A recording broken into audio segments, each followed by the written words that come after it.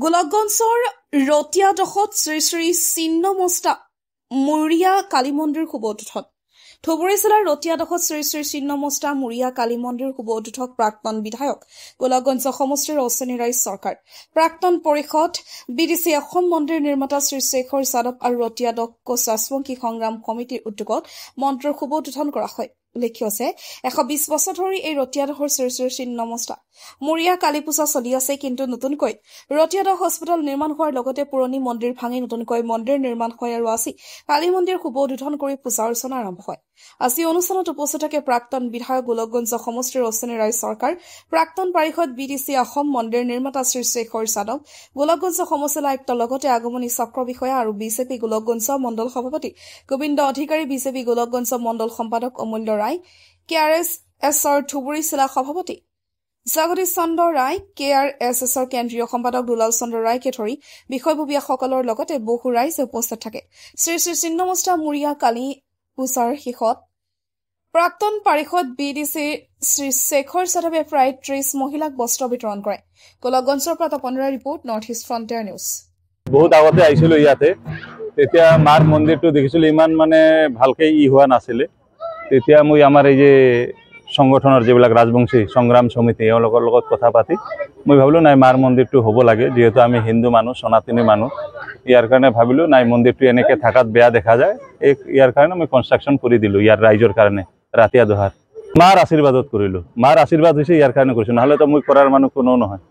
মাৰ আশীৰ্বাদ ইয়াৰ কাৰণে কৰিছো। যিহেতু কি আজি আমি ভাৰতবৰ্ষখন সনাতনী দেশ হয়, সেইকাৰণে যে এতিয়াৰ কথা নহয়, এইটো মানে ৰাম ৰাজ্য, আজি শিৱ পুৰাণ, আজি 18খন পুৰাণ আছে, আটাইবিলাক ধৰ্মগ্ৰন্থ আমাৰ ভাৰতবৰ্ষতে আছে। এই তেনেকুৱাকৈ আজি ঐতিহাসিক আজি পৃথিৱীৰ সৃষ্টিৰ পৰাই, আজি পৃথিৱীৰ সৃষ্টি ভগৱানৰ অৱদানতে হৈছিল, ভগৱানে কৰিছিল।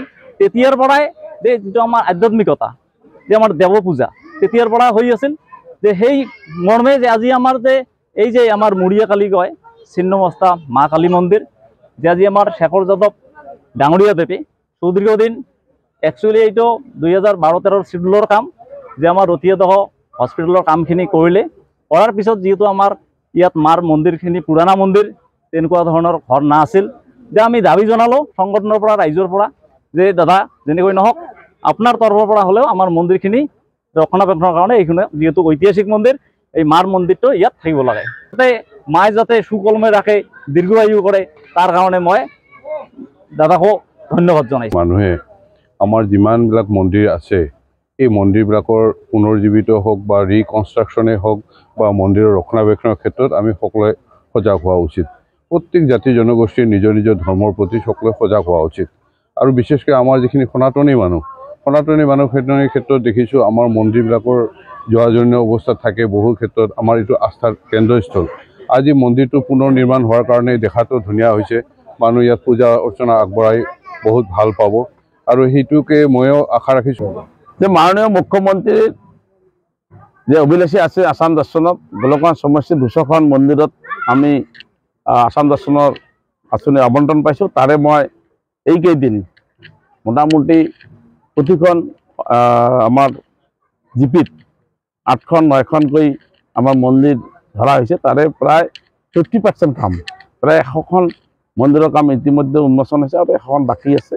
গতিকে এইটো আমাৰ কাৰণে অতি আনন্দৰ বিষয় যে মাননীয় মুখ্যমন্ত্ৰীয়ে যে গোলকগঞ্জ সমষ্টিৰ আসাম দৰ্শনৰ যি মন্দিৰসমূহ অন্তৰ্ভুক্ত কৰি মন্দিৰৰ আন্তঃগাঁথনি উন্নয়ন কৰিলে, তাৰ কাৰণে আমি গোলকগঞ্জবাসী হৈ মাননীয় মুখ্যমন্ত্ৰীক ধন্যবাদ জ্ঞাপন কৰিছোঁ। 1.5 লাখ টকা ইতিমধ্যে আবণ্টন পাইছে আৰু ছেকেণ্ড কিস্তিত 1.5 লাখ টকা পাব।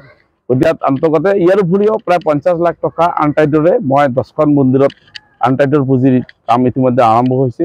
যেনেকৈ আমাৰ গাইখোৱা জিপিত 2খন মন্দিৰ, ঢেপদেৱীত 2খন মন্দিৰ, অক্সিগুৰিত 2খন মন্দিৰ, আমাৰ ডুমৰদহত 1খন মন্দিৰ, হালাগুৰা ৰাজহুৱা নামঘৰত তাতে ৰিন'ভেশ্যনৰ কাৰণে তাতে 5 লাখ টকা, অক্সিগুৰি মন্দিৰৰ কাৰণে 5 লাখ টকা, এনেকৈ 10খন মন্দিৰ, আৰু আগমনী যিটো আমাৰ চৰকবাৰীৰ মেইন মন্দিৰত তাতো 5 লাখ টকা আনটাইড পুঁজিৰে দিয়া, তাতো 50 লাখ টকা আমাৰ মাননীয় মুখ্যমন্ত্ৰী এই বিভিন্ন মন্দিৰৰ কাৰণে আবণ্টন কৰে। গতিকে মাননীয় মুখ্যমন্ত্ৰী গোলকগঞ্জবাসীৰ কাৰণে সদায় কাম কৰে আৰু অহা দিনত কাম কৰিব। আৰু আপোনালোক আৰু এটা খবৰ মই দিবলৈ দি ভাল পাম যে আমাৰ মাননীয় মুখ্যমন্ত্ৰীয়ে যে ইয়াত এটা health camp mega health camp আমাৰ 18 তাৰিখ হ'ব। গতিকে হেল্থ কেম্পৰ জৰিয়তে যে 18 বছৰ ল'ৰা ছোৱালীক সম্পূৰ্ণ বিনামূলীয়া ট্ৰিটমেণ্ট কৰা হ'ব। যদি কিডনি ট্ৰান্সফাৰ হওক, কিডনি ডায়ালিচিছে হওক, যিকোনো বেমাৰ তাতে এই মাননীয় মুখ্যমন্ত্ৰীৰ এই বৈদ্যনাথত আমি মেগা হেল্থ কেম্প পাইছোঁ।